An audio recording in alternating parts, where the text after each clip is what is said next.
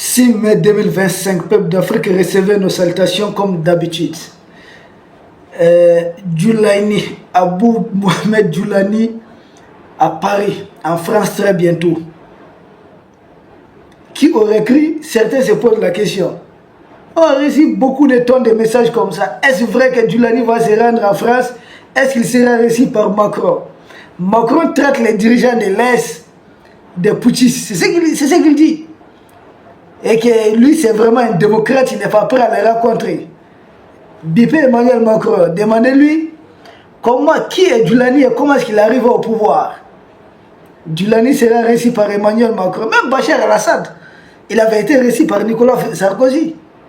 Ce n'est pas une question de démocratie, peuple d'Afrique. La fameuse démocratie, là, elle n'a jamais existé en tant que telle. C'est une façon, c'est un outil qu'on a pris pour contrôler les pouvoirs. Et le jour que les Africains vont comprendre cela, les dirigeants africains surtout, ce jour commencera la vraie bataille de libération de l'Afrique. Tant que ce n'est pas le cas, nous sommes encore à nos débuts. Laisse faire ce qu'elle peut. Mais il faut aller au-delà, il faut pousser. Pour que ce soit toute l'Afrique, il faut que tous les dirigeants africains, ils le savent déjà, mais il faut qu'ils intègrent cela. Abou Mohamed Djoulani, ces terroristes de Ayat Tahrir el-Sham, ces terroristes anciens membres d'Al-Qaïda, ces terroristes anciens membres de l'État islamique, ces terroristes anciens prisonniers des Américains, ces terroristes, longtemps, on dit que longtemps recherché, sa tête mise à prix pour plusieurs millions de dollars. Il s'agit de lui, Abou Mohamed Djoulani. Les Occidentaux étaient là en train de le chercher. Il disait qu'il le cherche. Mais lui-même, il combattait Bachar el-Assad. Et Bachar aussi était combattu par les mêmes Occidentaux qui cherchaient Djoulani. Djoulani qui continuait à combattre Bachar el-Assad. Qui ne comprend pas quoi? Est-ce que c'est difficile à comprendre? Bachar el-Assad avait pour principal ennemi Abou Mohamed Djoulani. Les impérialistes avaient pour principal ennemi Bachar el-Assad lui-même. Ils disent aussi qu'ils ont pour ennemi Djoulani qui combat Bachar el-Assad. Ils ont même menti contre Bachar el-Assad, prétextant qu'il a utilisé des armes chimiques pour bombarder l'armée syrienne. Ils envoyaient Benjamin Netanyahou bombarder régulièrement la Syrie, soi-disant que c'est la campagne de la guerre dans la guerre. Tout ça, c'est son thé. Maintenant que, pour montrer leur visage au monde entier, Dieu faisait les choses à quelque chose de malheur, quelque chose de bon. Bachar el-Assad, il est parti. Il est parti laisser à la Syrie une armée qui, même si elle avait refusé de se battre, mais avait une armée de l'air, avait une armée de terre, une armée, une armée navale qui se bat sur la Méditerranée, avait une armée, réellement, avec une armée de l'air bien nourrie, de plusieurs avions. Bachar el-Assad, il est parti. Puisqu'ils ont mis dans la tête des Syriens qu'il faut la démocratie, il faut la liberté. La même chose qu'ils sont en train de vouloir faire croire. On voit certains là, des boulboules là, crier démocratie, liberté, qui Assimi c'est un dictateur. Moi je dis, hey, cette même chanson là, les Libyens la connaissent. Les Syriens connaissent cette chanson. Demandez aux Irakiens, l'Irak était très prospère sous Saddam Hussein. Demandez-leur aujourd'hui. Ils sont allés chercher Saddam Hussein jusqu'à dans la tombe. Vous n'avez pas vu ça? Vous n'avez pas vu les images? Ils sont allés profaner sa tombe. Chercher Saddam Hussein. Oui, peuple d'Afrique. C'est ce qui s'est passé. Donc, les mêmes impérialistes aujourd'hui, ils tournent la chanson au Mali. Vous savez, au Soudan aussi, ils ont renversé Omar el-Béchir, que la vie était très chère, qu'ils avaient besoin du pain. Et après, on dit non, notre général, contre maintenant Abdel Fattah al-Burhan, qui meurt, c'est des enfants africains. Qui étaient sortis dans la rue, c'est des Africains. Soudan du Sud, on dit soulevez-vous, les gens du Nord ne vous aiment pas, ils vous détestent. Prenez votre indépendance, vous serez prospères. L'indépendance prise, le groupe de Salva Kiir, Riek Machar et autres, les héritiers de John Garang, entre eux-mêmes, ils se retournent les uns contre les autres. C'est devenu encore une lutte de clans entre le président Salva Kiir et son vice-président Riek Machar. et on impose une cohabitation politique aux deux. Mais ça va aller où? Il y a quel développement dans ça? Chacun va passer son temps à gouverner pour essayer de sauver sa tête et non pas pour développer les pays. On confronte les dirigeants africains hostiles aux systèmes impérialistes à la survie de leur régime, à la survie de leur pouvoir. C'est comme ça quand ils amènent des vauriens au pouvoir et ils pensent que pour rester au pouvoir, il faut travailler pour les impérialistes. Et dans ça, l'Afrique se meurt. Peuple d'Afrique, Djoulani sera reçu par Emmanuel Macron. C'est cette information qui circule massivement. Et Djoulani, comme nous l'avons dit, il disait que c'était les terroristes les plus dangereux, qu'il fallait chercher, il fallait rechercher, il fallait mettre la main sur Djoulani. Et il chasse Bachar al-Assad du pouvoir. Les terroristes Djoulani prennent le pouvoir et il y a l'autre, Wassim Nasr, qui sort pour dire qu'il a cessé maintenant d'être terroriste. Maintenant il est fréquentable, il est ceci, il est cela, il prend soin des minorités, il prend soin de ceci.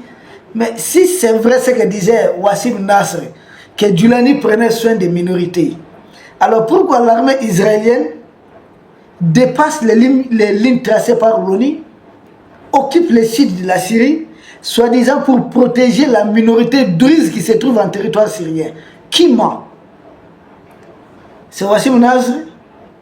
Ou bien ce sont les Israéliens? Qui ment alors? Qui est dans le faux? On est dans ça. Pourtant, ils avaient présenté Djoulani. Ah non, ils protègent toutes les minorités. Mais les Alaouites qui ont été massacrés jusqu'à dans l'attaquer, les fiefs de Bachar, ils ne sont pas des Syriens. Femmes, enfants, ils ont été massacrés, plus de 1000 personnes. Djoulani a-t-il cessé d'être terroriste? À peine que Bachar el-Assad ait quitté le pouvoir, l'armée israélienne a mené plus de 500 frappes.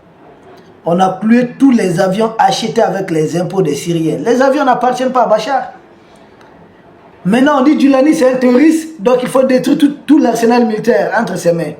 Mais c'est la même chose qu'ils sont en train de vouloir faire dans les pays de l'Est et que nos armées empêchent. Qu'est-ce qu'ils sont en train de vouloir faire? S'ils résistent dans un des pays, pas que de l'Est, d'Afrique de l'Ouest, ils vont ensuite dire attention, c'est un terroriste qui a pris le pouvoir. Donc il faut détruire les bases. Donc ils vont casser vos aéroports, tous vos avions, militaires même comme civils. Ils vont tout clouer au sol.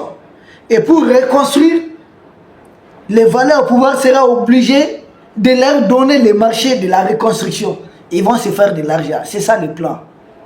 Et il y a encore des Africains qui n'ont rien compris. Quand j'ai entendu une minorité, ils étaient combien?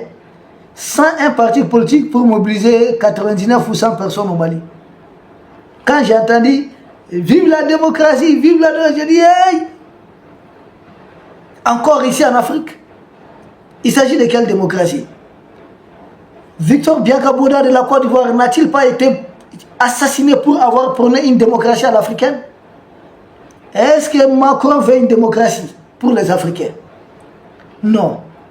Il veut une dépendacratie. C'est ce qu'il veut. Rester dans la dépendance. Et pour cela, François Mitterrand, dans son usine de la Baule, il fabrique un système de gouvernance. Il dit prenez le même système qui doit être applicable au Mali, au Burkina, au Niger, en Côte d'Ivoire, au Sénégal, avec à peu près la même constitution. Au Cameroun, un peu partout. Au Togo, au Bénin, partout. Dans toutes ces anciennes colonies. Et des pays africains qui disent non. Pour eux, ils doivent être combattus. Djoulani que Macron est en train de recevoir, est-il un démocrate? C'est juste une question. Pardonnez-moi, c'est juste une question. Djoulani c'est un démocrate, comment est-il arrivé au pouvoir? Chef terroriste. D'aucuns disent chef rebelle. C'est pas fini. Très recherché. Il fait un coup d'état. Il renverse un président qui a été élu, Bachar el-Assad. Il fait un coup d'état. Il est au pouvoir. Il change de nom. Son nom quitte Djoulani et il devient Ahmed Chera. Il change de nom. On dit sa tête n'est plus mise à prix après avoir discuté avec les impérialistes, des ministres français ont été les rencontrer et lui-même, il sera maintenant réussi en France en tant qu'un grand démocrate, sans aucune élection. Est-ce le problème de Macron, c'est un problème d'élection? Il y a encore des Africains qui sont dans ça. Qui pour régler leurs comptes, qui pour avoir à manger, qui peut-être par haine ont des dents contre le pouvoir, le gouvernement du président Assimi Goïta, cherchent des prétextes. Ils en cherchent, ils en cherchent. Mais avec cette communication, ils auront du mal à atteindre leur objectif. Pourquoi le général Michael Langlais menace d'assassiner le président du Burkina Faso? Est-ce que le Burkina était, c'est le 50e ou bien, je ne sais pas, 51e, ils veulent du Canada un État, non? Ok. Est-ce que c'est le 52e, futur 52e État des États-Unis? Non, nous ne sommes pas sur le même continent. Bon, en quoi on est dans ça? Est-ce que c'est une question de démocratie? Est-ce que si la démocratie est vraiment une réalité, des dirigeants d'un autre pays doivent menacer ouvertement d'assassiner ces d'autres pays? Non. Alors, conséquence, qu'est-ce qu'on peut retenir? Premièrement, la réception, même si qu'ils annulent le voyage ou pas, c'est que nous retenons. Ils avaient déjà envoyé des ministres rencontrer Doulani. Là, ça montre qu'ils l'ont légitimé, officialisé. La première leçon que nous retenons, ceux qu'on nous présente comme des terroristes ne sont pas forcément des terroristes pour les impérialistes. Ils désignent qui ils veulent comme terroristes quand ils veulent et ils cessent de les désigner comme terroristes quand ils veulent aussi. C'est-à-dire, ils ont le monopole de dire qui est terroriste et qui ne l'est pas. Tout comme ils se donnent le monopole de dire qui est démocrate et qui ne l'est pas. Tout comme ils se donnent le monopole de dire qui est journaliste et qui est propagandiste. Tout comme ils se donnent le monopole de dire qui est-ce qui constitue un gouvernement et qu'est-ce qui est simple régime ou une junte ou comment ils vont appeler. Tout comme ils se donnent le pouvoir de dire qui est contre les intérêts de tel peuple ou qui travaille pour le peuple. Quel est le pays développé, quel est le pays qui n'est pas développé. Ce sont eux. Ils ont ça et puis ils ont créé des médias qu'ils entretiennent à coup de milliards de francs CFA. N'oubliez pas, beaucoup de leurs médias appartiennent à des privés, à des particuliers, des patrons. Et ces patrons-là veulent faire les affaires. Partout leurs affaires sont menacées, ils déchaînent leurs médias contre vous. Doulani, ce que nous retenons, ce sont eux qui avaient dit qu'il était terroriste. Ce sont eux qui disent aujourd'hui qu'il n'est plus terroriste. Alors nous autres, qu'allons-nous retenir dans ça? Il est terroriste ou pas? Alors, est-ce que nous autres, nous allons continuer à croire à ceux qu'ils dédouanent des terroristes, qu'ils disent qu'ils ne sont plus terroristes? Comme au Mali, ils veulent présenter les terroristes de FLA comme des simples rebelles. Non, c'est des terroristes. Quand l'armée française était ici au Mali, ils les appelaient des terroristes. Ils appelaient génie, mais hauts terroristes. Depuis que l'armée française a été chassée du Mali, ils ne les appellent plus terroristes, ils disent que c'est des djihadistes, qu'ils ont des revendications qu'on peut examiner. Jusqu'à ils envoient leurs mercenaires politiques dire publiquement qu'il faut discuter avec ces terroristes. Mais pendant qu'ils étaient là, ils disaient non, c'est des terroristes, il ne faut jamais discuter avec eux. Et ils les entretenaient. Et puis, tant qu'ils disaient c'est des terroristes, cela justifiait leur présence. Mais depuis qu'ils sont partis, ils sont redevenus leurs alliés. Maintenant, ils disent que ce ne sont plus des terroristes, c'est des gens avec qui nous devons discuter. Ce sont eux qui sont plus intelligents ou bien c'est nous qui refusons de comprendre? Moi, c'est ce que je veux comprendre tout simplement. Emmanuel Macron, en recevant Doulani, il envoie quel message aux Africains qui crient démocratie matin, midi, soir? Est-ce que tout pays africain en proie contre le terrorisme ne doit pas rompre ses relations diplomatiques avec Emmanuel Macron, avec la France, après réception de Doulani? Dès qu'il a même envoyé, parce que la France et l'Allemagne avaient envoyé, et l'Allemagne avait envoyé des ministres, rencontrer Djoulani en Syrie. Dès qu'ils avaient même cherché à rencontrer Djoulani, depuis là, il fallait rompre. Parce que depuis quand Djoulani a cessé d'être terroriste, qu'ils nous le disent. Parce que même une fois au pouvoir, les massacres continuent. Seulement, il n'y a plus Bachar el-Assad qu'il faut accuser. D'après nos informations, Bachar, là, beaucoup commencent à les regretter. Les généraux syriens qui avaient trahi, beaucoup ont été déposés par Djoulani et qui étaient à des postes JT, des postes de commandement et qui avaient beaucoup de privilèges, logement de fonction, véhicules de fonction, des gardes du corps. Aujourd'hui, ils se retrouvent comment? Beaucoup d'entre eux, comme on l'a dit à Bambara, sera là. Vous savez ce que ça veut dire? Avoir pour boulot là, de laver les chiens des boss. Beaucoup sont prêts à le faire. Parce qu'ils n'avaient pas compris en fait. Les impérialistes ont la langue trempée dans les miels, on dirait. Quand ils vous parlent, vous êtes tout de suite séduit. Vous pensez que non, il n'y a pas mieux que pour vous sauver. Aïe. Mais faites attention, ne jouez pas à leur jeu. Dès que vous prêtez votre flanc, c'est catastrophique pour vous. Ces gens sont sans foi ni loi, ils n'ont pas de pitié. Peuple d'Afrique, aimez les dirigeants qui se battent pour vous. Détestez les dirigeants que les impérialistes vous présentent comme des bons. Tout ce que Sékou Touré l'avait dit, paix à son âme.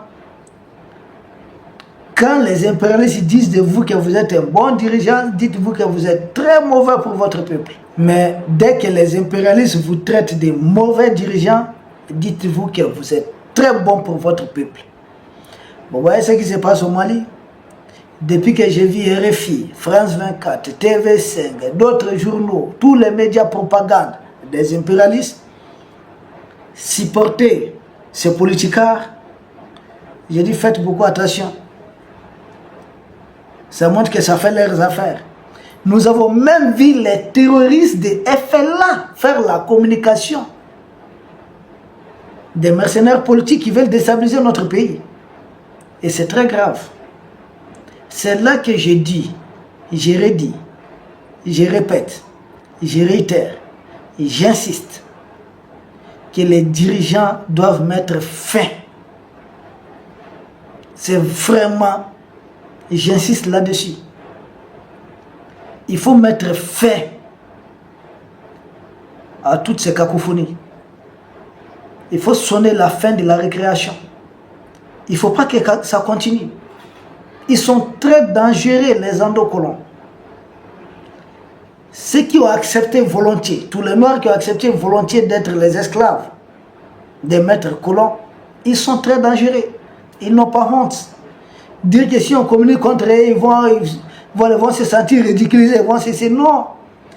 Et ils ne connaissent pas la honte. Tout ce qui compte pour eux, c'est de satisfaire les désirs du maître. Ce n'est pas une question de démocratie.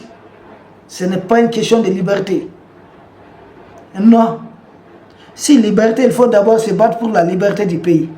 Quand l'Algérie a battu les drôles maliens, où étais-tu? Nulle part. Cette chanson, on l'a tellement entendue. Toutes ces guerres en Centrafrique, c'était aussi au nom de la démocratie. On fait éliminer physiquement le président Barthélemy Boganda. On fait venir David Dacko. En 65-66, on élimine, on enlève David Dacko, on amène Bokassa. On vole tous les diamants avec Bokassa, ce qui était le diamant de Centrafrique. Ensuite, on enlève Bokassa, on ramène encore David Dacko. 2 ans après, on enlève David Dacko, on amène le général Kolimba. Et on amène un agent de la DGC qui, lui, était le vrai président, pas Kolimba. Et après, on dit, on fait semblant d'élection, on dit, bon, c'est Ange Félix Patassé qui vient. Et après, on cherche à enlever Ange Félix Patassi. Et ils vont parvenir, après plusieurs tentatives. Ils amènent François Bozizé. Et après, ils enlèvent François Bozizé, ils amènent Michel Djotodia. Tout ça, c'est la jeune française. Ce ne sont pas les Centrafricains. Et ils ont été simplement manipulés de gauche à droite, peuple d'Afrique. On est un peu dans ça. Nous devons comprendre leur jeu.